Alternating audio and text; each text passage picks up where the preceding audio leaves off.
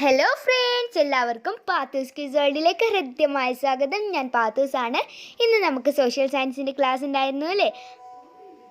നമ്മൾ ഇന്ന് ഒരു പുതിയ ചാപ്റ്ററാണ് പഠിച്ചിട്ടുണ്ടായിരുന്നത്. എന്താണ്? വൈവിധ്യങ്ങളുടെ ലോകം അല്ലെങ്കിൽ വേൾഡ് ഓഫ് ഡൈവേഴ്സിറ്റീസ് അല്ലേ? ഈ പാഠമാണ് നമ്മൾ ഇന്ന് പഠിച്ചിട്ടുണ്ടായിരുന്നത്. കഴിഞ്ഞ ക്ലാസ്സിൽ നമ്മൾ ഏത് പാഠമായിരുന്നു പഠിച്ചിട്ടുണ്ടായിരുന്നത്? The earth myth and reality, ഭൂമി കഥയും കാര്യവും അല്ലേ? ഇതിൽ നമ്മൾ ഭൂമിനെ പറ്റിയിട്ടൊക്കെയാണ് പഠിച്ചത്. എർത്തിൻ്റെ റിവോല്യൂഷൻ പഠിച്ചു, പിന്നെയോ പരിക്രമണം പഠിച്ചു അല്ലേ? ഭ്രമണം, പിന്നെ അങ്ങനെ കുറേ കാര്യങ്ങൾ ഭൂമിനെ പറ്റി, ലാറ്റിറ്റ്യൂഡ്സ്, ലോങ്ങിറ്റ്യൂഡ്സ്, ലൈൻസ്, ഇതൊക്കെ നമ്മൾ പഠിച്ചു അല്ലേ? അപ്പോൾ ഇന്ന് നമ്മൾ വൈവിധ്യങ്ങളുടെ ലോകം, വേൾഡ് ഓഫ് ഡൈവേഴ്സിറ്റീസ് എന്ന പാഠമാണ് പഠിക്കാൻ പോകുന്നത്. ഇതിൽ ഓരോ രാജ്യത്തെയും ഓരോ സ്ഥലങ്ങളുടെയും കാലാവസ്ഥയും അങ്ങനെ ഓരോന്നായിരിക്കും പഠിക്കുന്നത് കേട്ടോ. അതും ലോകത്തിൽ ഓരോ സ്ഥലങ്ങളുടെ വൈവിധ്യമാർന്ന ഓരോ സ്ഥലങ്ങളുടെ ഓരോ കാര്യങ്ങളാണ് നമ്മൾ ഈ പാഠത്തിൽ പഠിക്കാൻ പോകുന്നത്. അപ്പം നമുക്ക് ഇന്നത്തെ ക്ലാസ്സിലോട്ട് പോകാം. ഇവിടെ നോക്കൂ, ഈ 3 ചിത്രങ്ങളുടെയും നിങ്ങൾ കണ്ടാലും ഇവിടെ 3 ചിത്രമുണ്ട് അല്ലേ? ഇതിൻ്റെ പ്രത്യേകത എന്താണ്? ഫസ്റ്റ് ചിത്രത്തിൽ മരുഭൂമിയാണ് കാണുന്നത്, സെക്കൻഡ് ചിത്രത്തിലോ കാടാണ് കാണുന്നത്, മൂന്നാമത്തെ ചിത്രത്തിൽ മഞ്ഞ് ഉള്ളൊരു സ്ഥലമാണ് കാണുന്നത് അല്ലേ? ഈ 3 പ്രദേശങ്ങളിലും 3 കാലാവസ്ഥയാണ് ഇതിന് ഡിഫറൻസ് ഒക്കെ ഉള്ളത് അല്ലേ? Have you seen the pictures? You might have noticed that the vegetation types shown in them are entirely different. നിങ്ങൾ കണ്ടിട്ടുണ്ടാവുമല്ലോ, ഇതിലത്തെ ഓരോ ഇതുകളൊക്കെ എൻറ്റയർലി ഡിഫറെൻ്റ് ആയിട്ടുള്ളതാണ്. What could be the reason? അതിൻ്റെ കാരണം എന്താണ്? Diversities exist not only in the flora but also in fauna, human life, etc. These diversities have evolved in accordance with the climatic characteristics of each place. എന്താണ് കൂട്ടുകാരെ ഇവിടെ പറയുന്നത്? എന്താണ്? ഒന്നുകൂടി വായിച്ചു നോക്കിക്കോളൂ. എന്താണ്? അതെ, ജന്തുജാലങ്ങളിലും ജനജീവിതത്തിലൊക്കെ ലോകത്ത് ഇത്തരത്തിൽ കുറേ വൈവിധ്യങ്ങൾ നിലനിൽക്കുന്നുണ്ട്. ഓക്കെ, ഓരോ പ്രദേശത്തും അനുഭവപ്പെടുന്ന കാലാവസ്ഥാ സാഹചര്യങ്ങളാണ് ഇതിനുള്ള പ്രധാന കാരണം. Regions on the Earth's surface that share almost similar climatic characteristics are known as climatic regions. എന്താണ് കൂട്ടുകാരെ പറയുന്നത്? അതെ, കാലാവസ്ഥാ സവിശേഷതകളിൽ ഏറെക്കുറെ ഇതുപോലെയുള്ള സമാനതകൾ പുലർത്തുന്ന ഭൂഭാഗങ്ങൾ, ഭൂമിയുടെ ഭാഗങ്ങൾ കാലാവസ്ഥാ മേഖലകൾ അല്ലെങ്കിൽ ക്ലൈമറ്റിക് റീജിയൻസ് എന്നാണ് അറിയപ്പെടുന്നത്. ഓക്കെ, അപ്പോൾ എന്താണ് ക്ലൈമറ്റിക് റീജിയൻസ് എന്ന് മനസ്സിലായല്ലോ. You have learned about the continents in the earlier class. Each of this continents has different climatic regions. Each of these continents has different climatic regions. Let us see a few of them. എന്താണ് പറയുന്നത്? നമ്മൾ കഴിഞ്ഞ ക്ലാസ്സിൽ പഠിച്ചിട്ടുണ്ടായിരുന്നു കോണ്ടിനെൻറ്റ്സിനെ പറ്റിയിട്ട് അല്ലേ? എത്ര continents ഉണ്ട്? 7 continents ഉണ്ട്. ഏതൊക്കെയാ? അതെ, Asia, Africa, north America, south America, Europe, Australia, പിന്നെയോ അതെ, അന്റാർട്ടിക്ക. ഓക്കെ, അപ്പം നിങ്ങൾക്കും അറിയാം അല്ലേ? അപ്പോൾ ഈ എർത്തിൽ ഓരോ കോണ്ടിനെൻറ്റ്സിലും ഓരോ കാലാവസ്ഥയാണുള്ളത് കേട്ടോ. അപ്പോൾ ഏഷ്യയിലുള്ള കാലാവസ്ഥ ആയിരിക്കുമോ യൂറോപ്പിലുണ്ടാവുക? അല്ല, അങ്ങനെ കുറേ വ്യത്യാസങ്ങളുണ്ട് കേട്ടോ. അപ്പോൾ ഇതിലെ ചില മേഖലകളെ, ഈ കോണ്ടിനെൻറ്റ്സിലെ ചില മേഖലകളെ പറ്റി നമുക്കൊന്ന് നോക്കിയാലോ. ചിത്രങ്ങൾ ശ്രദ്ധിച്ചില്ലേ? ഇതിൽ കാണുന്ന സസ്യജാലങ്ങൾ തികച്ചും വ്യത്യാസമല്ലേ? എന്തുകൊണ്ടായിരിക്കാം ഈ വ്യത്യാസം? സസ്യങ്ങളിൽ മാത്രമല്ല, ജന്തുജാലങ്ങളിലും ജനജീവിതത്തിലുമൊക്കെ ലോകത്ത് ഇത്തരത്തിൽ വൈവിധ്യങ്ങൾ നിലനിൽക്കുന്നു. ഓരോ പ്രദേശത്തും അനുഭവപ്പെടുന്ന കാലാവസ്ഥാ സാഹചര്യങ്ങളാണ് ഇതിനുള്ള പ്രധാന കാരണം. കാലാവസ്ഥാ സവിശേഷതകളിൽ ഏറെക്കുറെ സമാനതകൾ പുലർത്തുന്ന ഭൂഭാഗങ്ങൾ കാലാവസ്ഥാ മേഖലകൾ അഥവാ ക്ലൈമറ്റിക് റീജിയൻസ് എന്ന് അറിയപ്പെടുന്നു. എന്താണ് ക്ലൈമറ്റിക് റീജിയൻസ് അല്ലെങ്കിൽ കാലാവസ്ഥാ മേഖലകൾ? അതെ, എന്താണ്? കാലാവസ്ഥാ സവിശേഷതകളിൽ ഏറെക്കുറെ സമാനതകൾ പുലർത്തുന്ന ഭൂഭാഗങ്ങൾ കാലാവസ്ഥാ മേഖലകൾ അഥവാ ക്ലൈമറ്റിക് റീജിയൻസ് എന്നറിയപ്പെടുന്നു. മനസ്സിലായല്ലോ? ഓക്കെ, വൻകരകളെ കുറിച്ച് നിങ്ങൾ മുൻ ക്ലാസ്സിൽ പഠിച്ചിട്ടുണ്ടല്ലോ. എത്ര വൻകരകളാണുള്ളത്? 7 വൻകരകൾ. ഏതൊക്കെയാ? ഏഷ്യ, അന്റാർട്ടിക്ക, ആഫ്രിക്ക, ഓസ്ട്രേലിയ, വടക്കേ അമേരിക്ക, തെക്കേ അമേരിക്ക. പിന്നെയോ കൂട്ടുകാരെ ഒന്നുകൂടെ ഉണ്ടല്ലോ, ഏതാണ്? അതേ, നമ്മുടെ യൂറോപ്പാണല്ലേ. ഓക്കെ, നമ്മളിങ്ങനെ വൻകരകളെ പറ്റിയിട്ടൊക്കെ പഠിച്ചിട്ടുണ്ടായിരുന്നു കഴിഞ്ഞ 5ാം ക്ലാസ്സിലല്ലേ. അപ്പോൾ ഈ ലോകത്തിലെ വൻകരകളിലെല്ലാം വ്യത്യസ്തമായ കാലാവസ്ഥകളാണ് ഉള്ളത്, കാലാവസ്ഥ മേഖലയാണ് ഉള്ളത് കേട്ടോ. ലോകത്തിലെ പല വൻകരകളുണ്ട്, 7 വൻകരകളുണ്ടല്ലോ. ഇതിലൊക്കെ ഡിഫറൻസ് ആയിട്ടുള്ള കാലാവസ്ഥാ മേഖലകളാണ് ഉള്ളത്. അവയിൽ ചില മേഖലകളെ നമുക്ക് എന്ത് ചെയ്യാം? പരിചയപ്പെടാം. അപ്പം നമുക്ക് നോക്കിയാൽ എന്തൊക്കെയാണെന്ന്. ഇനി അടുത്ത് നോക്കിക്കോളൂ, ഹോട്ട് ആൻഡ് റെയിനി ലാൻഡ്സ്. എന്താണ്? മഴയൊഴിയാത്ത ഉഷ്ണ മേഖലകൾ അല്ലേ. നോക്കിക്കേ, ഈ ചിത്രത്തിൽ നിങ്ങൾക്ക് എന്താണ് കാണുന്നത്? എന്താണ്? കുറേ കാട്ടിൽ ജീവിക്കുന്ന കാട്ടുവാസികൾ കാണുന്നുണ്ട് അല്ലേ. ഇവർക്ക് ഒരു പേര് പറയും, എന്താണെന്ന് അറിയാമോ? പിഗ്മീസ്. എന്താണ്? Pygmies. Okay, the picture figure 6.1 depicts the pygmies getting ready to hunt. They usually have a short stature and dark complexion. Cassava or tapioca is their staple food. They also eat hunted meat and gathered fruits. They often wear deer skin or leaves as clothes. They build semicircular houses out of branches of trees and broad leaves. Okay. They dearly love and care for the forest. എന്താ പറയുന്നത്? ഈ ചിത്രത്തിൽ കാണുന്ന വേട്ടയാടലിനായിട്ട് തയ്യാറെടുക്കുന്ന ആളുകൾക്ക് പറയുന്ന പേരാണ് pygmy. Okay, പിഗ്മികളാണ് ഇവർ. ഉയരം കുറഞ്ഞ ശരീരപ്രകൃതവും പിന്നെ ഇരുണ്ടവരുമാണ് ഇവർ. കസാവ അല്ലെങ്കിൽ മരച്ചീനിയാണ് അവരുടെ പിഗ്മികളുടെ മുഖ്യ ഭക്ഷണം എന്ന് പറയുന്നത്. കൂടാതെ കായ്കനികൾ, ഇങ്ങനെ കാട്ടിൽ നിന്ന് ലഭിക്കുന്ന കനികളൊക്കെ ഉണ്ടാവുമല്ലോ, അതും പിന്നെ വേട്ടയാടി കിട്ടിയ മാംസവും ഇവർ എന്താക്കാറുണ്ട്? ഭക്ഷണമായിട്ട് കഴിക്കാറുണ്ട്. ഇവർ മാനുണ്ടാവുമല്ലോ, ഡിയർ, അതിൻ്റെ തൂവലും പിന്നെയോ ഇലകളും വസ്ത്രങ്ങളായിട്ട് ഉപയോഗിക്കും. മരച്ചില്ലകളും വലിയ ഇലകളും ഓലകളും ഒക്കെ കൊണ്ട് അവർ എന്ത് ചെയ്യും? ഒരു സർക്കുലർ ആയിട്ടുള്ള ഒരു വീടുണ്ടാക്കിയിട്ടൊക്കെയാണ് അവർ താമസിക്കുന്നത്. വനങ്ങളെ ജീവൻ തുല്യം സ്നേഹിക്കുകയും പരിപാലിക്കുകയും ചെയ്യുന്നവരാണ് ആര്? പിഗ്മികൾ എന്ന് പറയുന്നത്. കാട്ടിൽ താമസിക്കുന്നവരാണ് കേട്ടോ അവർ. മഴയൊഴിയാത്ത ഉഷ്ണഭൂമികൾ. നോക്കിക്കേ, കണ്ടില്ലേ ഈ ചിത്രത്തിൽ? എന്താണ് കാണുന്ന ചിത്രം 6.1? അതെ, കുറേ ആളുകളെ കാണുന്നുണ്ടല്ലേ കാട്ടിൽ താമസിക്കുന്ന. ഈ ആളുകൾക്ക് പറയുന്ന പേരാണ് പിഗ്മികൾ. എന്താണ്? പിഗ്മികൾ. ഓക്കെ, ഉയരം കുറഞ്ഞ ശരീരപ്രകൃതവും ഇരുണ്ട നിറവുമാണിവർക്ക്. കസാവ അല്ലെങ്കിൽ മരച്ചീനിയാണ് ഇവർ എന്തായിട്ടും പിഗ്മികൾ മുഖ്യ ഭക്ഷണമായിട്ട് കഴിക്കുന്നത്. ഓക്കെ, കൂടാതെ കായ്കനികൾ, ഗാദർഡ് ഫ്രൂട്ട്സ്. ഓക്കെ, ഫ്രൂട്ട്സ് ആണ്, അത് കാട്ടിൽ നിന്ന് ലഭിക്കുന്നതാണ്, അത് അവർ കഴിക്കാറുണ്ട്. പിന്നെയോ വേട്ടയാടി കിട്ടിയ മാംസം, വേട്ടയാടിയിട്ട് കിട്ടുന്ന മാംസം, ഓരോ ജീവികൾ ഉണ്ടാവില്ലേ, അവയൊക്കെ നമ്മുടെ ഈ പിഗ്മികൾ വേട്ടയാടിയിട്ട് എന്ത് ചെയ്യും? അവറ്റങ്ങളുടെ മാംസം എടുക്കും. അതൊക്കെ തന്നെയാണ് അവർ ഭക്ഷണമായിട്ട് കഴിക്കാറ്. മെയിനായിട്ട് കസാവയാണ് കഴിക്കാറ് കേട്ടോ. ഇവർ മാനിൻ്റെ തൂവലും ഇലകളും വസ്ത്രങ്ങളായിട്ട് ഉപയോഗിക്കും. ഇവർ മാനിൻ്റെ തോലും പിന്നെ എന്താണ്? അതിൻ്റെ മാനിൻ്റെ തോലും പിന്നെ ഇലകൾ ഉണ്ടാവുമല്ലോ, അതും യൂസ് ചെയ്തിട്ടുള്ള വസ്ത്രങ്ങളാണ് അവർ ഉപയോഗിക്കുക. ഓക്കെ, മരച്ചില്ലകളും വലിയ ഇലകളും ഓലകളൊക്കെ യൂസ് ചെയ്തിട്ട് ഒരു വൃത്താകൃതിയിൽ അവരെന്ത് ചെയ്യും? ഒരു വീടുണ്ടാക്കും, എന്നിട്ട് അവിടെ താമസിക്കുക. ഓക്കെ, വനങ്ങളെ ജീവന് തുല്യം സ്നേഹിക്കുകയും പരിപാലിക്കുകയും ചെയ്യുന്നവരാണ് ആര്? നമ്മുടെ പിഗ്മികൾ അല്ലെങ്കിൽ കാട്ടിൽ ജീവിക്കുന്നവർ കേട്ടോ. പിന്നെ ഒരു ക്വസ്റ്റ്യൻ ഉണ്ടല്ലേ, എന്താണ് കാണുന്നത്? How does the nature influence the pygmies life style എന്നാണ് ക്വസ്റ്റ്യൻ ഉള്ളത് അല്ലേ. അപ്പോൾ ഇതിൻ്റെ ഉത്തരം ഞാൻ ലാസ്റ്റ് പറഞ്ഞുതരാം. ഓക്കെ, നിങ്ങൾ ലാസ്റ്റ് വരെ കാണാൻ, ലാസ്റ്റ് പറഞ്ഞു തരുന്നുണ്ട്. ലാസ്റ്റ് നമ്മുടെ ആക്ടിവിറ്റി എല്ലാം ചെയ്യുമ്പോൾ അതിലൊരു ആക്ടിവിറ്റി ആയിരുന്നു ഇത് കേട്ടോ. അപ്പം നമുക്ക് നോക്കാം.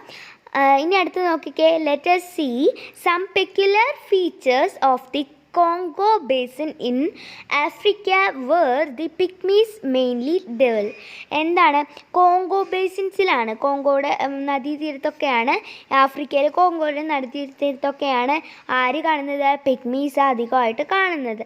ഓക്കെ, അപ്പോൾ ഈ കോങ്കോ ബേസിൻ്റെ പെക്യുലർ ഫീച്ചേഴ്സ് എന്തൊക്കെയാണെന്നാണ് നമ്മൾ എഴുതേണ്ടത്. ഇവർ മെയിനായിട്ടും താമസിക്കുന്നത് ഈ കോങ്കോയിൽ ബേസിൻസിലൊക്കെയാണ് കേട്ടോ. അപ്പോൾ ഇതിൻ്റെ മലയാളത്തിലെ ക്വസ്റ്റ്യനും കൂടി നോക്കിയിട്ട് നമുക്കിതിൻ്റെ ആൻസർ നോക്കാം അല്ലേ. ആദ്യത്തെ ചോദ്യം ഉണ്ടായിരുന്ന പിഗ്മികളുടെ ജീവിത രീതിയിൽ പ്രകൃതി എങ്ങനെയെല്ലാമാണ് സ്വാധീനിക്കുന്നതെന്നായിരുന്നു അല്ലേ. അത് ഞാൻ പറഞ്ഞു തരാമെന്ന് പറഞ്ഞിട്ടുണ്ടായിരുന്നു. അപ്പോൾ ഇനി അടുത്ത നോക്കിയേ. പിഗ്മികളുടെ മുഖ്യ അധിവാസ മേഖലയായ ആഫ്രിക്കയിലെ കോങ്കോ നദീതടത്തിലെ ചില സവിശേഷതകൾ എന്താണെന്ന് നമ്മളടുത്ത് നോക്കുവാനാണ് പറയുന്നത്. ഓക്കെ, നമുക്ക് നോക്കാം. ഒന്ന് നോക്കിക്കേ എല്ലാവരും. കണ്ടല്ലോ, ഇതൊക്കെയാണ് നമ്മുടെ കോങ്കോ ബേസിൻ്റെ പെക്യുലർ ഫീച്ചേഴ്സ് എന്ന് പറയുന്നത്. നോക്കാം. Let us see some peculiar features of the Congo Basin in Africa where the pygmies mainly dwell. നമുക്ക് ഒന്നാമത്തത് high atmospheric temperature throughout the year and daily afternoon showers with thunder and lightning. Dense evergreen vegetation, പിന്നെയോ consisting of big trees, climbers, thick undergrowth, moss, vanda and so on. പിന്നെയുണ്ട് ഒരു ഇത് എന്താണെന്നറിയാമോ? Diverse ഫോണയാണ് കേട്ടോ. ഇവിടെ എഴുതിയിട്ടുള്ള text ബുക്കിലുണ്ട് diverse ഫോണ. അപ്പോൾ ഇതിൻ്റെ മലയാളം ഉത്തരം നോക്കുകയാണെങ്കിൽ വർഷം മുഴുവൻ ഉയർന്ന അന്തരീക്ഷ താപമായിരിക്കും. എല്ലാ ദിവസവും ഉച്ചയ്ക്ക് ശേഷം ലഭിക്കുന്ന ഇടിമിന്നലോടുകൂടിയ മഴ. പിന്നെ രണ്ടാമത്തത് എന്താ? വൻമരങ്ങൾ, പിന്നെ വള്ളിപ്പടർപ്പുകൾ, അടിക്കൊടുകൾ, പിന്നെയോ പായൽ, വർഗസസ്യജാലങ്ങൾ, പിന്നെയോ മരവാഴകൾ തുടങ്ങി ഇടതൂർന്ന് വളരുന്ന നിത്യഹരിത സസ്യങ്ങൾ. ഓക്കെ, പിന്നെ എന്താ പറയുന്നത്? ഡൈവേഴ്സ് ഫോണ എന്ന് പറഞ്ഞിട്ടുണ്ടായിരുന്നു. അതെന്താണെന്ന് അറിയണ്ടേ? വൈവിധ്യമാർന്ന ജന്തുക്കൾ എന്നാണ് കേട്ടോ. അത് ഇവിടെ പോയിന്റ് നമുക്ക് ഓൺലൈൻ ക്ലാസ് കൊടുത്തിട്ടുണ്ടായിരുന്നു, പക്ഷേ ടെക്സ്റ്റ് ബുക്കിലുണ്ട് കേട്ടോ. അപ്പം നിങ്ങളത് നോക്കി എഴുതുക. പിന്നെ നെക്സ്റ്റ് നോക്കിക്കോളൂ. കണ്ടില്ലേ കൂട്ടുകാർ, ഇതാ ഇവിടെ മുകളിലുണ്ട് കേട്ടോ 3 പോയിന്റ്സ് ആയിട്ട്. ബാക്കി നോക്കിക്കോളൂ. What may be the cause for the above mentioned peculiarities in the Congo basin? You have already learned that the distribution of sunlight is not uniform everywhere അല്ലേ. എന്താണ് നമ്മൾ മെൻഷൻഡ് പെക്യുലാരിറ്റീസ് ഇൻ കോങ്കോ ബേസിൻസിൻ്റെ peculiarities നമ്മൾ പഠിച്ചു. പിന്നെ അപ്പോൾ ഈ പെക്യുലാരിറ്റീസിനുള്ള കാരണം എന്താണെന്നാണ് ക്വസ്റ്റ്യൻ ഉണ്ടായിരുന്നത്. ഓക്കെ, അപ്പോൾ നമ്മൾ ഓൾറെഡി പഠിച്ചിട്ടുള്ള ഒരു കാര്യമാണ്, കഴിഞ്ഞ പാഠത്തിൽ പഠിച്ചിട്ടുണ്ട്. എന്താണ്? സൺലൈറ്റ് എല്ലായിടത്തും എത്താൻ, ഭൂമിയുടെ എല്ലാ ഭാഗത്തും എത്താൻ യൂണിഫോം ആയിട്ടല്ല എത്തുക. ഓരോ ഭാഗത്തും ചൂട് കുറഞ്ഞെത്തും, പിന്നെ കുറേ ടൈം എടുത്തിട്ടാണ് എത്തുന്നത് അല്ലേ. നമ്മൾ പഠിച്ചു ഇന്ത്യ അമേരിക്ക ഡിഫറൻസ് എല്ലാം നമ്മൾ പഠിച്ചു. അപ്പോൾ അതേപോലെ ഇങ്ങനെ വ്യത്യാസത്തിലാണ് വരുന്നത്. It is the proximity of these regions to the equator that causes the above mentioned climatic peculiarities. This in turn causes the luxuriant plant and animal diversity here. Shouldn't there be equatorial regions with similar characteristics in other continents as well? എന്താ പറയുന്നത്? നമ്മൾ പഠിച്ചിട്ടുണ്ടായിരുന്നു സൂര്യപ്രകാശം ഓരോ സ്ഥലത്ത് ലഭിക്കുന്നതിനെ പറ്റിയിട്ടൊക്കെ അല്ലേ. അപ്പോൾ ഭൂമധ്യരേഖയിലാണ് ഏറ്റവും കൂടുതലായിട്ട് ഈ പ്രകാശം ഫസ്റ്റ് കൂടുതൽ ചൂടിലുമൊക്കെ കിട്ടുന്നത് അല്ലേ. ഭൂമധ്യരേഖയോട് അടുത്ത് സ്ഥിതി ചെയ്യുന്നു എന്നതാണ് മേൽപ്പറഞ്ഞ കാലാവസ്ഥാ സവിശേഷതകൾക്ക് എന്തുള്ളത്? കാരണമായിട്ടുള്ളത്. ഈ കാലാവസ്ഥ സവിശേഷതകളാണ് ഇവിടുത്തെ സമ്പന്നമായ സസ്യജന്തു വൈവിധ്യങ്ങൾക്ക് എന്തുള്ളത്? കാരണമായിട്ടുള്ളത് കേട്ടോ. ആഫ്രിക്കയെ കൂടാതെ മറ്റ് വൻകരകൾ, ആഫ്രിക്ക, ഏഷ്യ, അങ്ങനത്തെ വൻകരകൾ ഉണ്ടാവില്ല, ബാക്കി വൻകരകൾ അപ്പോൾ അവയിൽ ഭൂമധ്യരേഖയോടടുത്തിട്ട് സമാന സവിശേഷതകളുള്ള പ്രദേശങ്ങൾ കാണേണ്ടതല്ലേ ആ അല്ലേ. അപ്പം ഇനി നോക്കിക്കോളൂ, അടുത്ത ഭാഗം നോക്കിക്കോളൂ, ഇതിൻ്റെ ബാക്കി ഭാഗം നോക്കൂ. നോക്കിക്കേ, similar characteristics prevail in the Amazon river basin in South America and in South East Asian countries like Malaysia and Indonesia. Similar characteristic prevail ചെയ്യുന്ന ആമസോൺ റിവർ ബേസിൻസിലുള്ള South America, South East Asia countries, അവിടുത്തെ countries like Malaysia and Indonesia ഒക്കെ ഉണ്ടാവുമല്ലോ, അവിടെ similar ക്യാരക്ടറിസ്റ്റിക്കാണ് prevail ചെയ്യുന്നത്. Aboriginal tribes of the Amazon River Basin in South America, the Semangs of Malaysia and the Kubus and Dayaks of Indonesia are also forest dwellers like pygmies. The above mentioned places are all located between 10 degrees north and 10 degrees south of the equator. This region is known as the equatorial climatic region. Okay, എന്താ പറയുന്നത് മനസ്സിലായോ? അതെ, ഈ Amazon ബേസിൻസിലുള്ള ഗോത്രവർഗക്കാർ, പിന്നെയോ മലേഷ്യയിലെ സെമാങ്സ്, പിന്നെ ഇന്തോനേഷ്യയിലെ കുബു ദയാക്ക്, ഇങ്ങനെയുള്ള ജനവിഭാഗങ്ങളൊക്കെ ഈ പിഗ്മീസിനെ പോലെ കാട്ടിൽ വസിക്കുന്നവരാണ്. Okay, the above mentioned places are all located. ഇപ്പം നമ്മൾ മെൻഷൻ ചെയ്തിട്ടുള്ള ഇങ്ങനെയുള്ള പിഗ്മീസിനെ പോലുള്ള ആളുകൾ കാണപ്പെടുന്ന ആ സ്ഥലങ്ങളൊക്കെ ലൊക്കേറ്റ് ചെയ്യുന്നത് ബിറ്റ്വീൻ 10 ഡിഗ്രി നോർത്തിൻ്റെയും 10 ഡിഗ്രി സൗത്ത് ഇക്വാറ്ററിൻ്റെയും ഇടയിലാണ്. Okay, this region is known as the equatorial climatic region. ഇതിനെയാണ് ഈ റീജിയനെയാണ് നമ്മൾ ഇക്വാറ്റോറിയൽ ക്ലൈമാറ്റിക് റീജിയൻ എന്ന് പറയുന്നത്. ഓക്കെ, മനസ്സിലായോ? Okay, identify the places belonging to the equatorial climatic region with the help of an atlas. ഇതാണ് ഒരു വർക്കായിരുന്നു കേട്ടോ. അപ്പോൾ നമുക്ക് പറയാം. ഓക്കെ, ഞാൻ ലാസ്റ്റ് പറയുന്നുണ്ട് ഇതെല്ലാം.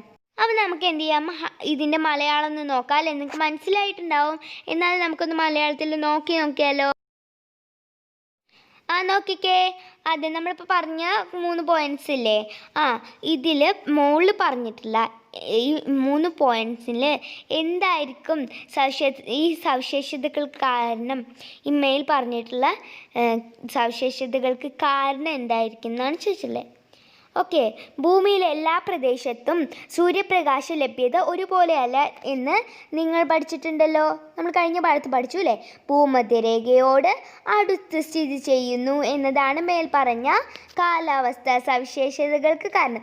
മുകളിൽ പറഞ്ഞിട്ടുള്ള കാലാവസ്ഥാ സവിശേഷതകൾക്കൊക്കെ കാരണം ഈ സ്ഥലങ്ങൾ ഭൂമധ്യരേഖയോട് അടുത്താണ് എന്നുള്ളതുകൊണ്ടാണ്. ഓക്കെ, ഈ കാലാവസ്ഥാ സവിശേഷതകളാണ് ഇവിടത്തെ സമ്പന്നമായ സസ്യജന്തു വൈവിധ്യങ്ങൾക്ക് കാരണമാകുന്നത്. ഓക്കെ, ആഫ്രിക്കയെ കൂടാതെ മറ്റ് വൻകരകളിലും ഭൂമധ്യരേഖയോടടുത്ത് സമാന സവിശേഷതകൾ ഉള്ള പ്രദേശങ്ങൾ കാണേണ്ടതല്ലേ? തെക്കേ അമേരിക്കയിലെ ആമസോൺ നദീതടത്തിലും തെക്ക് കിഴക്ക് ഏഷ്യയിലെ മലേഷ്യ, ഇന്തോനേഷ്യ തുടങ്ങിയ പ്രദേശങ്ങളിലും സമാന സവിശേഷതകൾ നിലനിൽക്കുന്നു. ആമസോൺ തടത്തിലെ ഗോത്രവർഗക്കാർ, മലേഷ്യയിലെ സെമാങ്ങുകൾ, ഇന്തോനേഷ്യയിലെ കുബു ദയാക്ക് തുടങ്ങിയ ജനവിഭാഗങ്ങൾ പിഗ്മികളെപ്പോലെ വനങ്ങളിൽ വസിക്കുന്നവരാണ്. മേൽപ്പറഞ്ഞ പ്രദേശങ്ങളെല്ലാം തന്നെ ഭൂമധ്യരേഖയിൽ നിന്ന് 10 ഡിഗ്രി തെക്കും 10 ഡിഗ്രി വടക്കും അക്ഷാംശങ്ങൾക്കിടയിലായാണ് സ്ഥിതി ചെയ്യുന്നത്. ഈ മേഖലയെ മധ്യരേഖാ കാലാവസ്ഥ മേഖല അല്ലെങ്കിൽ ഇക്വാറ്റോറിയൽ ക്ലൈമാറ്റിക് റീജിയൻ എന്ന് അറിയപ്പെടുന്നു എന്നാണ് പറയപ്പെടുന്നത് കേട്ടോ. ഓക്കെ, അപ്പോൾ ഇനിയൊരു പ്രവർത്തനം ഉണ്ടായിരുന്നു. അറ്റ്ലസ് ഉപയോഗപ്പെടുത്തിയിട്ട് മധ്യരേഖ കാലാവസ്ഥ മേഖലയിൽ ഉൾപ്പെട്ട നമ്മളടുത്ത് പ്രദേശങ്ങൾ കണ്ടെത്താനായിരുന്നു പറഞ്ഞിട്ടുണ്ടായിരുന്നത്. പിന്നെ ക്വസ്റ്റ്യൻ ഉണ്ട്, മധ്യരേഖ കാലാവസ്ഥ മേഖലകളിൽ പൊതുവെ ജനവാസം കുറവാണ്, എന്തായിരിക്കും കാരണം എന്നൊക്കെ ഉള്ള ക്വസ്റ്റ്യൻസ് ആണ്. അപ്പോൾ ഇതിൽ അധികത്തിനെയും ആൻസേഴ്സ് ഞാൻ ലാസ്റ്റ് കൊടുത്തിട്ടുണ്ട് കേട്ടോ. വർക്ക് ഷീറ്റ്സിൽ ഉൾപ്പെടുത്തിയതും പിന്നെ അതിൽ പുറമെ നമുക്ക് മെയിനായിട്ട് പഠിച്ചിരിക്കേണ്ട കുറച്ച് ക്വസ്റ്റ്യൻസ് ആഡ് ചെയ്തിട്ടുണ്ട്. അപ്പോൾ ഇനി അടുത്ത പേജ് നോക്കിക്കേ കൂട്ടുകാരെ. ഇതിനു മുമ്പായിട്ട് ഞാനൊരു കാര്യം കാണിച്ചു തരാം. നോക്കിക്കേ, മധ്യരേഖ കാലാവസ്ഥാ മേഖല. എന്താണ് മധ്യരേഖ കാലാവസ്ഥാ മേഖല? ഇക്വാറ്റോറിയൽ ക്ലൈമറ്റിക് റീജിയൻ നമ്മളിപ്പോൾ പഠിച്ചത് ഒന്നുകൂടെ നമുക്ക് റിവിഷൻ ചെയ്ത് നോക്കാം. എന്താണ് മധ്യരേഖ കാലാവസ്ഥാ മേഖലയുടെ എന്താണ്? മേൽ പറഞ്ഞ പ്രദേശങ്ങളിലെല്ലാം, അതായത് പ്രദേശങ്ങളിലെല്ലാം തന്നെ ഭൂമധ്യരേഖയിൽ നിന്ന് 10 ഡിഗ്രി തെക്കും 10 ഡിഗ്രി വടക്കും അക്ഷാംശങ്ങൾക്കിടയിലായാണ് സ്ഥിതി ചെയ്യുന്നത്. ഈ മേഖലയെ മധ്യരേഖ കാലാവസ്ഥാ മേഖല എന്നാണ് അറിയപ്പെടുന്നത്. ഓക്കെ, ഇക്വാറ്റോറിയൽ ക്ലൈമറ്റിക് റീജിയൻ എന്ന് പറഞ്ഞാൽ എന്താ? The above mentioned places are all located between 10 degree north and 10 degree south of the equator. This region is known as equatorial climatic region. Okay, മനസ്സിലായല്ലോ എന്താണെന്ന്. ഓക്കെ, അപ്പം ഇനി നോക്കിക്കേ, ഇതാ അവിടെ കണ്ടോ? The equatorial climatic region is characterized by dense forest with hardwood trees like mahogany, ebony, rosewood, etc. ഈ എന്താണ് ഇക്വാറ്റോറിയൽ ക്ലൈമറ്റിക് റീജിയൻ്റെ എന്തൊക്കെയാണ് ക്യാരക്ടറൈസ് ചെയ്തിട്ടുള്ളത്? ഫോറസ്റ്റിലുള്ള ഹാർഡ്വുഡ് ട്രീസ്, പിന്നെയോ like mahogany, ebony, rose would etcetera, അവയൊക്കെ എന്താണ് കേട്ടോ. അപ്പം ഇക്വാറ്റോറിയൽ എവർഗ്രീൻ ഫോറസ്റ്റ് എന്ന് പറഞ്ഞാൽ എന്താണെന്നാണ് കൊടുത്തിട്ടുള്ളത്. എന്താണ്? more than 1,000 species of plants grow densely in every square kilometer area of the equatorial forest region. എന്താണ് ഇക്വാറ്റോറിയൽ ഫോറസ്റ്റ് റീജിയൻ അല്ലെങ്കിൽ ഇക്വാറ്റോറിയൽ എവർഗ്രീൻ ഫോറസ്റ്റ്? എന്താണ്? ഈ കുറേ ചെടികൾ, കുറേ മരങ്ങളൊക്കെ തിങ്ങിതാക്കുന്ന സ്ഥലം ഉണ്ടാവും മധ്യരേഖയിൽ. അപ്പോൾ അവയിൽ ഒരു ചതുരശ്ര കിലോമീറ്ററിലൊക്കെ ആയിട്ട് 1000-ൽ പരം ചെടികൾ കാണുന്നുണ്ട്. അതിനാണ് ഇക്വാറ്റോറിയൽ എവർഗ്രീൻ ഫോറസ്റ്റേഴ്സ് എന്ന് നമ്മൾ പറയുന്നത്. ഓക്കെ, അപ്പോൾ ഇതിൻ്റെ മലയാളം നോക്കുകയാണെങ്കിൽ നോക്കിക്കോളൂ. മഹാഗണി, എബണി, റോസ് വുഡ് തുടങ്ങിയ കാഠിന്യമേറിയിട്ടുള്ള മരങ്ങൾ ധാരാളമായിട്ട് കാണപ്പെടുന്ന നിബിഡ വനങ്ങൾ മധ്യരേഖ കാലാവസ്ഥാ മേഖലയുടെ സവിശേഷതയാണ്. സമൃദ്ധമായിട്ടൊന്നും ബാക്കിയുള്ളതാണ്, സവിശേഷതയാണ്. ഓക്കെ, അപ്പോൾ എന്തൊക്കെയാണ്? മഹാഗണിൻ്റെ, എബണിൻ്റെ, റോസ് വുഡ് ഉണ്ട്. അപ്പോൾ ഇതൊക്കെ ഇങ്ങനെയുള്ള കാഠിന്യമേറിയിട്ടുള്ള മരങ്ങൾ ധാരാളമായിട്ട് കാണപ്പെടുന്ന നിബിഡ, അതായത് അങ്ങനെ അധികവും ഇതില്ലാത്ത ഇങ്ങനെ കുത്തി നിറച്ചിട്ടുള്ള മരങ്ങളൊക്കെ ഉള്ള ഒരു കാടാണ് വനങ്ങൾ മധ്യരേഖ കാലാവസ്ഥാ മേഖലയുടെ സവിശേഷതകളാണ് കേട്ടോ. ഓക്കെ, അപ്പം ഇനി മധ്യരേഖ നിത്യഹരിത വനങ്ങൾ എന്താണെന്ന് നോക്കാം.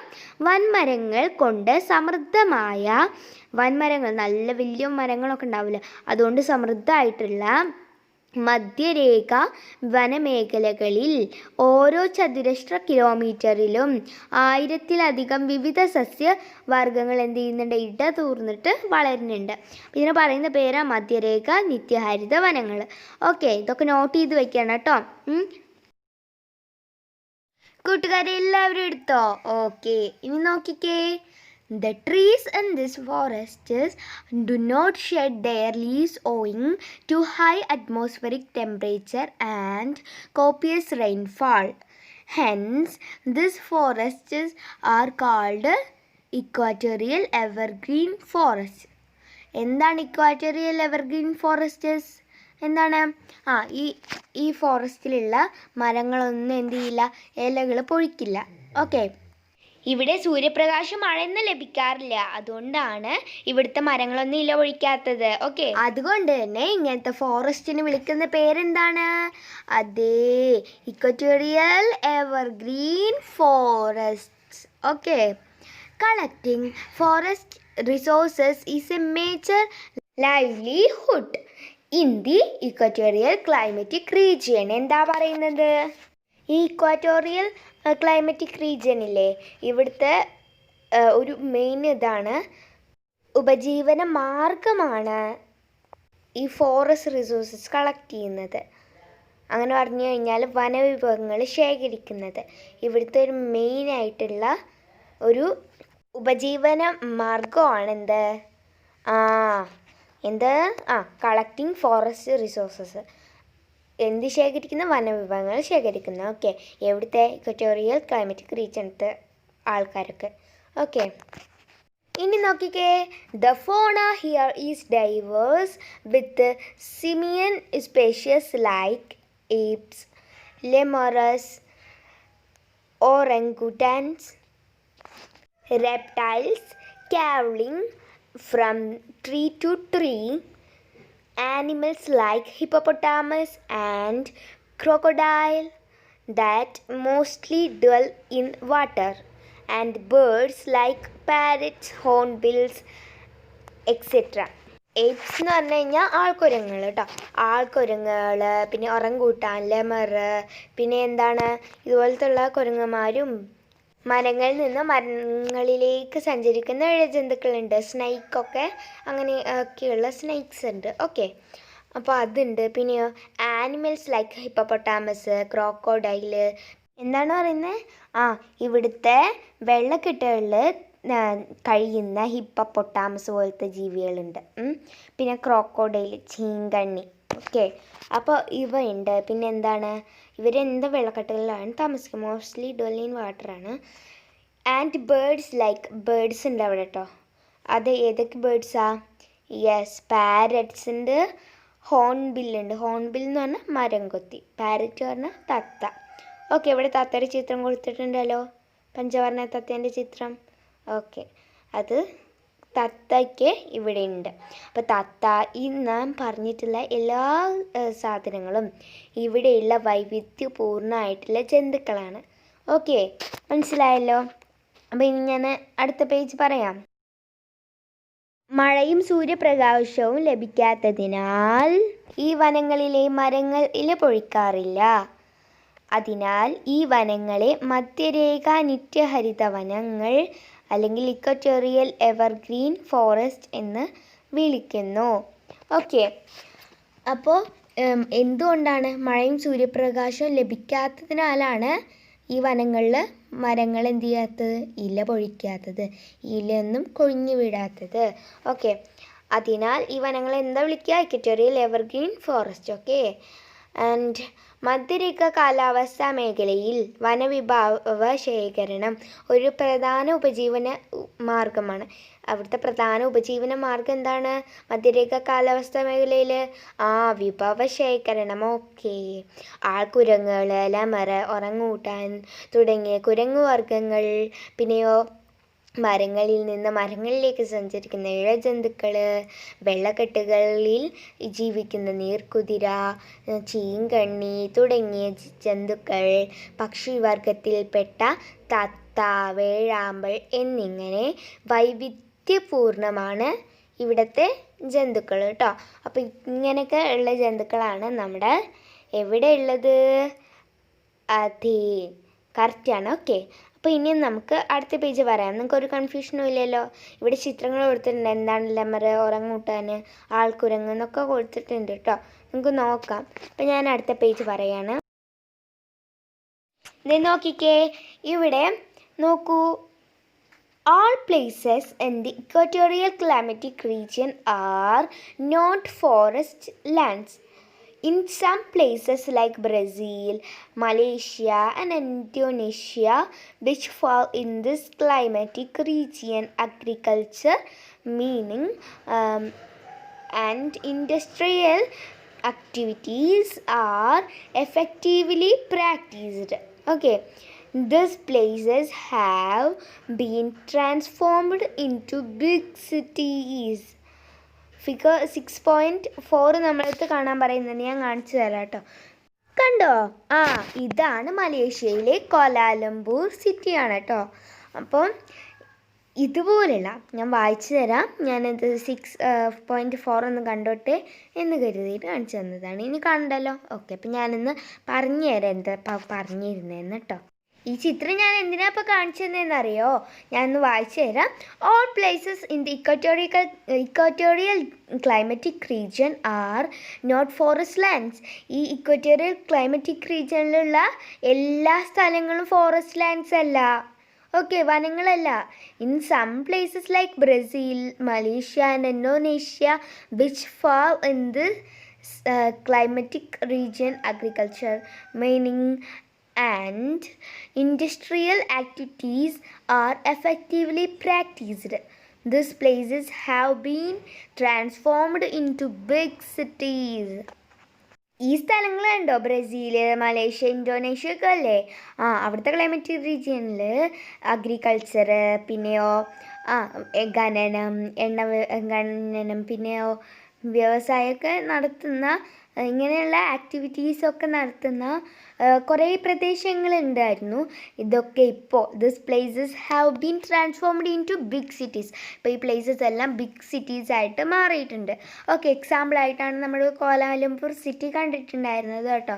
അപ്പോൾ ഇനി ഇവിടെ നോക്കൂ, biodiversity in the Amazon basin. ബയോഡൈവേഴ്സിറ്റിയാണ് ആമസോൺ ബേസിനിലെ biodiversity. Okay, world's most expensive rainforests rich in biodiversity belong to the Amazon River basin in South America. Very high temperature and abundant rain foster the region's rich biodiversity. Innumerable species of vegetation ranging from tall hardwood trees to moss are the speciality of the region. Okay, infinite species of microorganisms, insects, different types of monkeys, amphibians, reptiles, birds, etc. also add to the biodiversity of this basin. Okay, എന്താണ് biodiversity in the Amazon basin നോക്കാം. Okay, നിങ്ങൾക്ക് മനസ്സിലായോ? ഇല്ലല്ലോ, കുറച്ച് പേർക്ക് മനസ്സിലായല്ലേ? നമുക്ക് നോക്കാം. Biodiversity in the Amazon basin അല്ലേ? തെക്കേ അമേരിക്ക, അതായത് ഏതാ? South America. ഓക്കെ, അതിലെ ആമസോൺ നദീതടങ്ങളിൽ, ആമസോൺ റിവർ ബേസിൻസിൽ എന്താണ് ലോകത്തിലെ ഏറ്റവും വിശാലമായിട്ടുള്ള ഇതും പിന്നെയോ ജൈവ വൈവിധ്യ സമ്പന്നമായിട്ടുള്ള മഴക്കാടുകളാണ് സ്ഥിതി ചെയ്യുന്നത്. ഓക്കെ, ഉയർന്ന പകൽ ചൂടായിരിക്കും അവിടെ, ഉയർന്ന ടെമ്പറേച്ചർ ആയിരിക്കും, ഹൈ ഡേ ടെമ്പറേച്ചർ ആയിരിക്കും. ഓക്കെ, പിന്നെയോ ധാരാളമായിട്ട് ലഭിക്കുന്ന മഴയുമാണ് ഇവിടുത്തെ ജൈവ വൈവിധ്യത്തിന് ആധാരം. ഓക്കെ, ഇതിന് കാരണം അതാണ്, വളരെ ഉയരമുള്ള കാടിന്നേറിയിട്ടുള്ള നല്ല കട്ടിക്കുള്ള നല്ല വൻമരങ്ങൾ മുതൽ പായൽ വർഗ്ഗങ്ങൾ, ഇങ്ങനെ വെള്ളത്തിലുണ്ടാവുന്ന പായലില്ലേ, അതുപോലത്തെ വർഗ്ഗങ്ങൾ വരെ നീളുന്ന ഒന്നും കഴിയില്ല. അത്രയ്ക്ക് സസ്യവർഗ്ഗങ്ങളുണ്ട് കേട്ടോ നമ്മുടെ ആമസോൺ ബേസിൻസിൽ. ഇവിടുത്തെ പ്രത്യേകത അതൊക്കെയാണ് ഇവിടുത്തെ പ്രത്യേകത എന്ന് പറയുന്നത്. പിന്നെയോ കുറച്ച് പിന്നെ മൈക്രോ ഓർഗാനിസംസും ഉണ്ട്. ഓക്കെ, മൈക്രോ ഓർഗാനിസംസ് എന്ന് പറഞ്ഞാൽ എന്താണെന്ന് അറിയാമല്ലോ? സൂക്ഷ്മജീവികൾ. മനസ്സിലായില്ലേ? ഓക്കെ, സൂക്ഷ്മജീവികൾ, പിന്നെ ഷഡ്പദങ്ങൾ, കുറച്ച് വരുന്ന ഷഡ്പദങ്ങൾ, പിന്നെയോ വിവിധ ഇനം കുരങ്ങുകൾ. നമ്മൾ നേരത്തെ പറഞ്ഞില്ലല്ലേ അമർന്ന ഇതുപോലൊക്കെ. അപ്പോൾ ഇതുപോലെ തന്നെ ആമസോൺ ബേസിസിലുണ്ട്, കുരങ്ങുകളുണ്ട്. പിന്നെയോ ഉഭയജീവികൾ എന്ന് പറഞ്ഞാൽ എന്താണ്? രണ്ട് കരയിലും വെള്ളത്തിലും ജീവിക്കുന്നവരല്ലേ. പിന്നെയോ ഉരകങ്ങൾ, ഇങ്ങനെ ഇഴജന്തുക്കൾ ഉണ്ടാവില്ലേ അത്. പിന്നെ പക്ഷികൾ തുടങ്ങിയ വൈവിധ്യമാർന്നുള്ള ഡൈവേഴ്സായിട്ടുള്ള ജന്തുലോകവും ഈ വനങ്ങളിലെ ജൈവ വൈവിധ്യത്തിന് ഒരു പ്രധാന മുതൽക്കൂട്ടാണ് കേട്ടോ. ഓക്കെ, അപ്പോൾ ഇതൊക്കെയാണ് ഇതിൽ പറയുന്നത്. അപ്പോൾ നമുക്ക് ഇതിൻ്റെ മലയാളം ഒന്ന് നോക്കാമല്ലേ? മധ്യരേഖ കാലാവസ്ഥാ മേഖലയിലെ എല്ലാ പ്രദേശങ്ങളും വനങ്ങളല്ല. ഈ മേഖലയിൽ ഉൾപ്പെട്ട ബ്രസീൽ, മലേഷ്യ, ഇന്തോനേഷ്യ തുടങ്ങിയ രാജ്യങ്ങളിൽ കൃഷി, ഖനനം, വ്യവസായം എന്നീ പ്രവർത്തനങ്ങൾ കാര്യക്ഷമമായി നടക്കുന്ന പ്രദേശങ്ങളുണ്ട്. ഓക്കെ, ഈ പ്രദേശങ്ങൾ വൻ നഗരങ്ങളായിട്ട് മാറിക്കഴിഞ്ഞു. നേരത്തെ കോലാലംപൂർ കാണിച്ചപ്പോൾ നിങ്ങൾ കണ്ടില്ലേ? ഓക്കെ, ആ കോലാലംപൂറൊക്കെ ഇപ്പോൾ വൻ നഗരമായിട്ട് മാറിയതായിരുന്നു കേട്ടോ. പിന്നെ ഇനി ആമസോൺ റിവർ ബേസിൻസിനെ പറ്റി നോക്കാം. ഓക്കെ, ആമസോൺ തടത്തിലെ ജൈവ വൈവിധ്യം. തെക്കേ അമേരിക്കയിലെ ആമസോൺ നദീതടത്തിലാണ് ലോകത്തിലെ ഏറ്റവും വിശാലവും ജൈവവൈവിധ്യ സമ്പന്നവുമായ മഴക്കാടുകൾ അല്ലെങ്കിൽ റെയിൻ ഫോറസ്റ്റ് സ്ഥിതി ചെയ്യുന്നത്. ഉയർന്ന പകൽ ചൂടും പിന്നെ ധാരാളമായി ലഭിക്കുന്ന മഴയുമാണ് ഇവിടത്തെ ജൈവവൈവിധ്യത്തിന് ആധാരം. വളരെ ഉയരമുള്ള കാഠിന്യമേറിയ മരങ്ങൾ മുതൽ പായൽ വർഗ്ഗങ്ങൾ വരെ നീളുന്ന എണ്ണിയാലൊടുങ്ങാത്ത സസ്യവർഗ്ഗങ്ങളാണ് ഇവിടത്തെ പ്രത്യേകത. കൂടാതെ അസംഖ്യം വരുന്ന സൂക്ഷ്മജീവികൾ, ഷഡ്പദങ്ങൾ, വിവിധ ഇനം കുരങ്ങുകൾ, ഉഭയജീവികൾ, ഉരഗങ്ങൾ, പക്ഷികൾ തുടങ്ങി വൈവിധ്യമാർന്നിട്ടുള്ള ജന്തുലോകവും ഈ വനങ്ങളിലെ ജൈവവൈവിധ്യത്തിന് മുതൽക്കൂട്ടാകുന്നു. ഓക്കെ, അപ്പോൾ ഇതൊക്കെയാണ് ആമസോൺ തരത്തിലെ ജൈവവൈവിധ്യം എന്താണെന്ന് മനസ്സിലായി. ഓക്കെ അല്ലേ? അപ്പം ഇനി നമുക്ക് അടുത്തത് നോക്കാം അല്ലേ? അടുത്തത് നമ്മൾ ആക്ടിവിറ്റീസാണ് ചെയ്യാൻ പോകുന്നത്. You are ready to? Okay okay okay okay okay ഒന്നാമത്തെ ക്വസ്റ്റ്യൻ ഇതാണ്. What are climatic regions? കാലാവസ്ഥാ പ്രദേശങ്ങൾ എന്തൊക്കെയാണ്? അതെ, കാലാവസ്ഥാ സവിശേഷതകളിൽ ഏറെക്കുറെ സമാനതകൾ പുലർത്തുന്ന ഭൂഭാഗങ്ങൾ അല്ലെങ്കിൽ കാലാവസ്ഥാ മേഖലകൾ ക്ലൈമറ്റിക് റീജിയൻ എന്ന് പറയുന്നു. ഓക്കെ, കാലാവസ്ഥാ മേഖലകൾ, പ്രദേശങ്ങൾ. ഓക്കെ, ക്ലൈമറ്റിക് റീജിയൻസ് പറഞ്ഞാൽ എന്താണെന്ന് മനസ്സിലായല്ലോ. The earth surface that share almost similar climatic characteristics are known as climatic region. Okay, അപ്പോൾ ഇത് എഴുതണം. പിന്നെ നെക്സ്റ്റ് ക്വസ്റ്റ്യൻ നോക്കാം. ടൈം കുറേ പോകുന്നുണ്ടല്ലേ. അപ്പോൾ how does the nature influence the pygmies life style? പിഗ്മികളുടെ ജീവിത രീതിയിൽ പ്രകൃതി എങ്ങനെയെല്ലാമാണ് സ്വാധീനിക്കുന്നതെന്നാണ് ചോദിക്കുന്നത്. എങ്ങനെയാണ്? Cassava is their staple food. They also eat hunted meat and gathered fruits. They often wear deer skin or leaves as clothes. They build semicircular houses out of branches of trees and broad leaves. They dearly love and care for the forest. Okay, Malayalam നോക്കാം.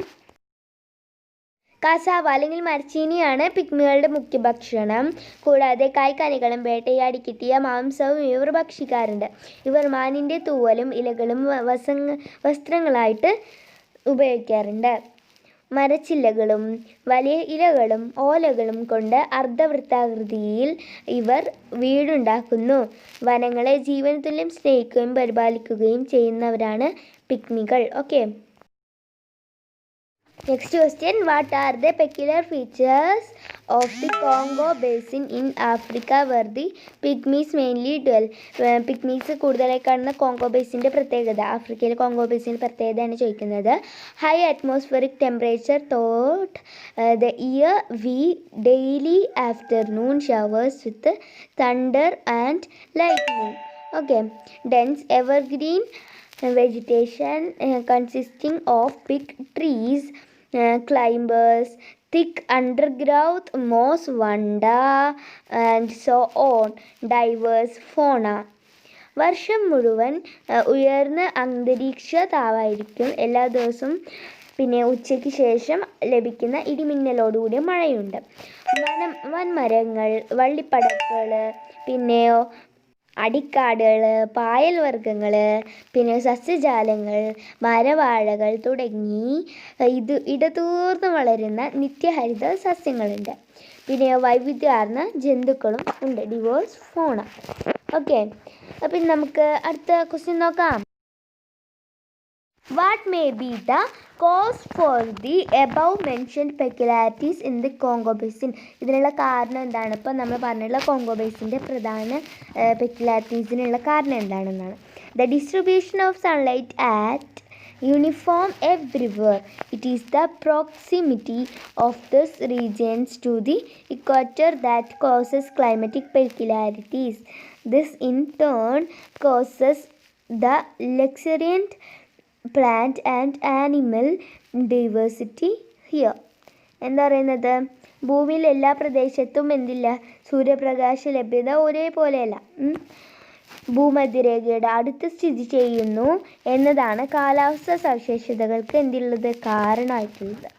ഈ കാലാവസ്ഥാ സവിശേഷതകളാണ് ഇവിടുത്തെ സമ്പന്നമായ സസ്യജന്തു വൈവിധ്യങ്ങൾക്ക് കാരണമാകുന്നത്. Okay, ഇത്രയാണ് ഇതിൻ്റെ ഉത്തരം. നിങ്ങൾ എഴുതിയെടുക്കുക. അപ്പോൾ അടുത്ത ചോദ്യം നോക്കാം. അഞ്ചാമത്തെ, name the equatorial regions with similar characteristics in other continents. Okay, തെക്കേ അമേരിക്കയിലെ ആമസോൺ നദീതടത്തിലും തെക്ക് കിഴക്ക് ഏഷ്യയിലെ മലേഷ്യ, ഇന്തോനേഷ്യ തുടങ്ങിയ പ്രദേശങ്ങളിലും സമാന സവിശേഷതകൾ നിലനിൽക്കുന്നു. ആമസോൺ തടത്തിലെ ഗോത്രവർഗ്ഗക്കാർ, പിന്നെയോ മലേഷ്യയിലെ സോമകൾ, പിന്നെ ഇന്തോനേഷ്യയിലെ കുബുതയാക്ക്, പിന്നെ തുടങ്ങിയ വിഭാഗങ്ങൾ പിഗ്മികളെപ്പോലെ വനങ്ങളിൽ വസിക്കുന്നവരാണ്. എന്താ നമ്മൾ പറഞ്ഞത്? Equatorial regions with similar characteristics. Equatorial റീജിയൻസിൻ്റെ നെയിം എഴുതുക. അതിനൊപ്പം അതിനോട് സിമിലർ ക്യാരക്ടറിസ്റ്റിക്സും നമ്മളടുത്ത് എഴുതാൻ പറഞ്ഞിട്ടുണ്ടായിരുന്നു. അത് കോണ്ടിനെൻറ്റ്സ് ആവണം. ഓക്കെ, അപ്പോൾ നോക്കാം. തെക്കേ അമേരിക്കയിലെ ആമസോൺ നദീതടം ഞാൻ വായിച്ചു തന്നു അല്ലേ? മനസ്സിലായല്ലോ. കുബുതയാക്കിനെ പറ്റിയിട്ടും ഗോത്രവർഗ്ഗക്കാരൊക്കെ പറ്റിയിട്ട് പറഞ്ഞത്. ഓക്കെ, പിന്നെ ഞാൻ ഇംഗ്ലീഷ് വായിച്ചു തരാം.